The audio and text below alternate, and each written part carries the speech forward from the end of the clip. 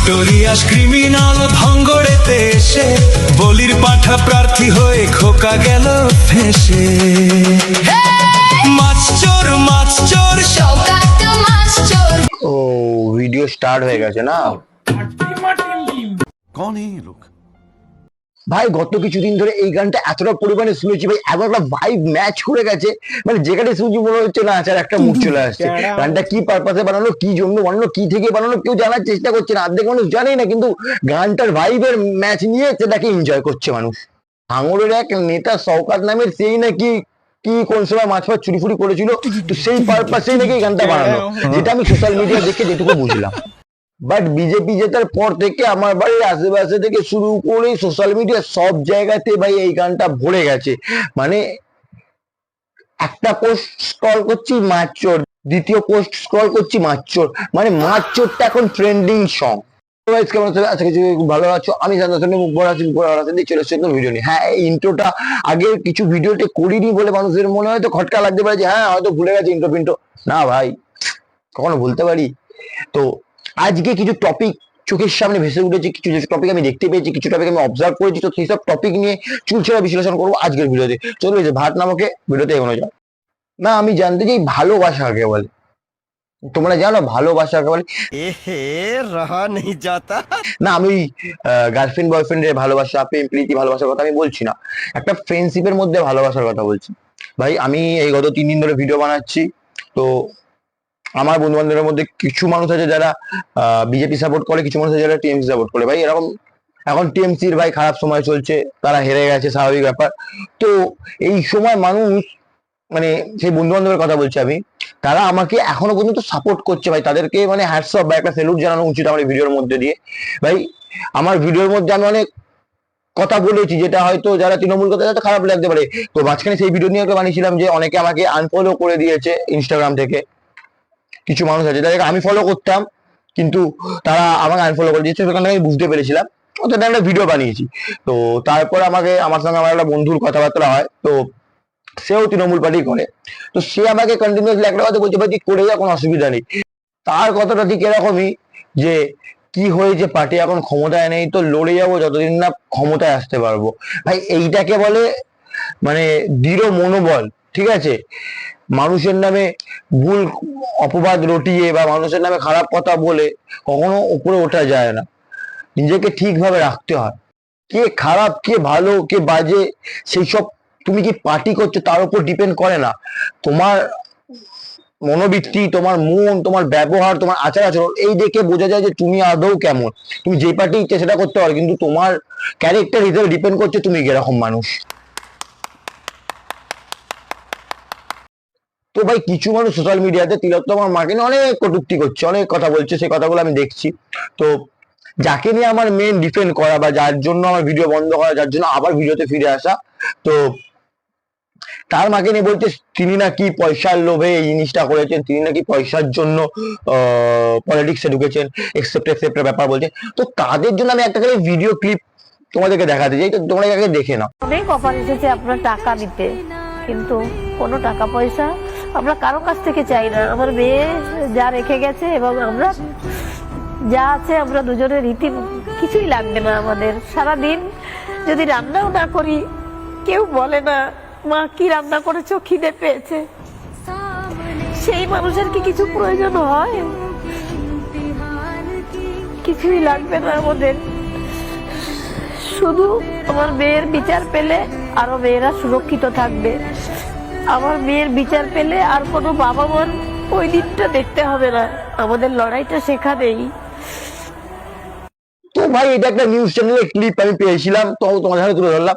যে মা কাঁদতে কাঁদতে বলছে আমার কিছু লাগবে না ভাই, আমার যে মানুষটা আমার কাছে চাইতো মা আমাকে একটু খেতে দাও বা যে বলতো, সেই নেই, আমি কার জন্য করবো ভাই?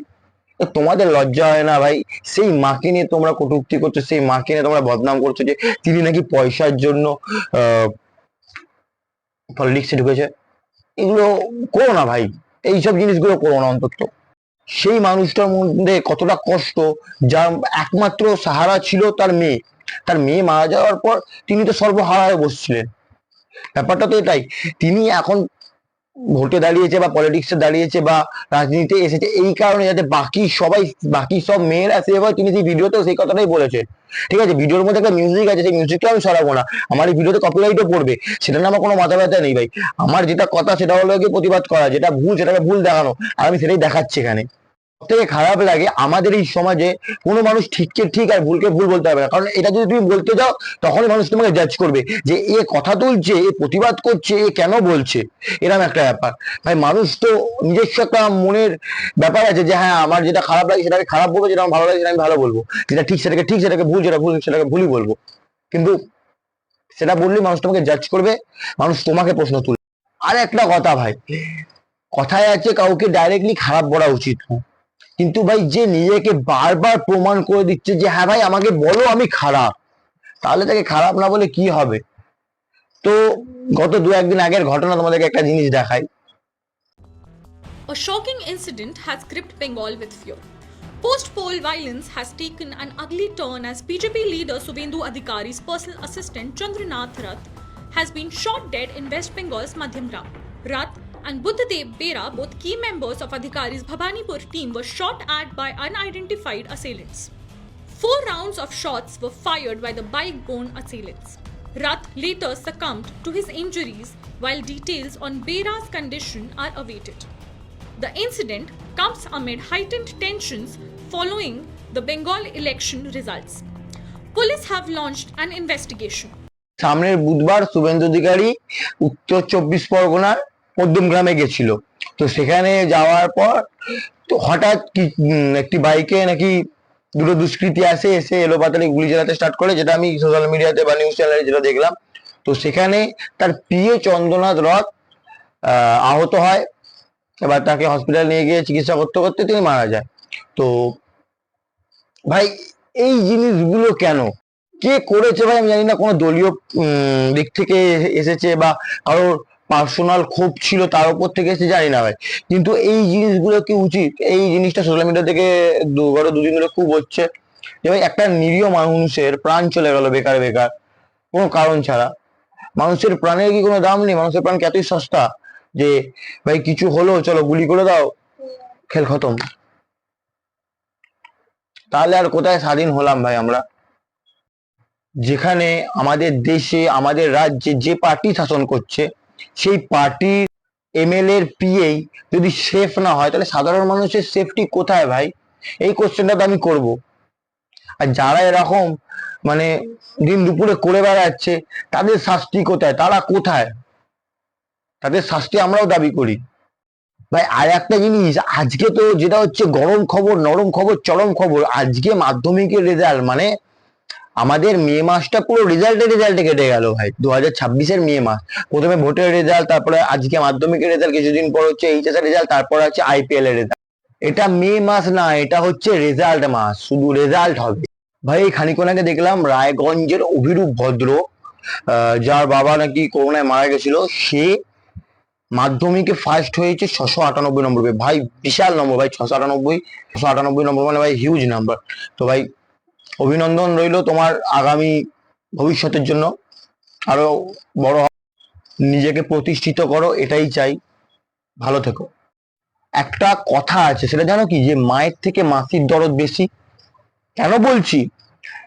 যারা কষ্ট করে বিজেপির হয়ে লড়ে এতদিন ধরে বিজেপিকে পশ্চিমবঙ্গে আনতে পেরেছে, তারা যতটা না সেলিব্রেট করছে, যতটা এনজয় করছে, তার থেকে বেশি উড়ো পাখি আছে কিছু, যারা উড়ে এসে হুট করে বিজেপিতে ঢুকে তারা এনজয় করছে ভাই, জয় শ্রীরাম করে। এতদিন তাদের কাছে জয় শ্রীরামটা ছিল গালাগালি, তারা এখন সেইটাকে ভাই নিজের লোকগীত হিসেবে বলছে।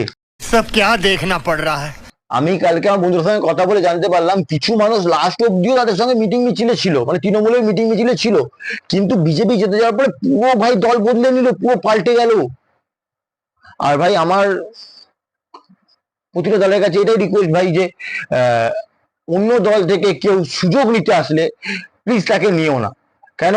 তারা আদৌ কোনো দলকে, আমি যেটা শুনেছি ভাই, যে যে দলের হয়ে করে তাদের কাছে নাকি সেই দলটা মন্দিরের মতন, ভগবানের মতন, তাদের কাছে নাকি সেই দলটা বা পার্টি অফিসটা মন্দির। তো ভাই যারা এই মন্দির বা এই দলটিকে অসম্মান করছে আমি কোনো দলের হিসাবে বলছি না, আমি প্রতিটা দলকে বলছি যে কেউ সুযোগ নিতে আসলে তাকে সুযোগটা নেওয়ার সুযোগটা দিও না। কারণ ভাই তারা শুধু সুযোগের সময় থাকবে, দরকারে তাদেরকে কোনো সময় পাবে না। তারা এমন যে যখন যে শক্তিটা আছে তখন আমি তার সাপোর্টে, বা যখন যে শক্তিটা নেই তাকে আমি ছেড়ে দেবো ভাই। কিন্তু সে যে তোমার খারাপ সময় পাশে ছিল সেটা তারা দেখবে না।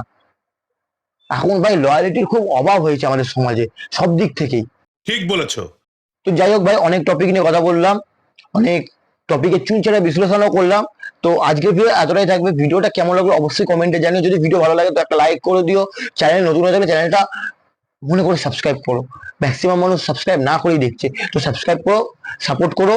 এরকম আরো নতুন নতুন ভিডিও আমি বানাবো, আমারও মোটিভেশন বাড়বে, আমি বানাতে পারবো।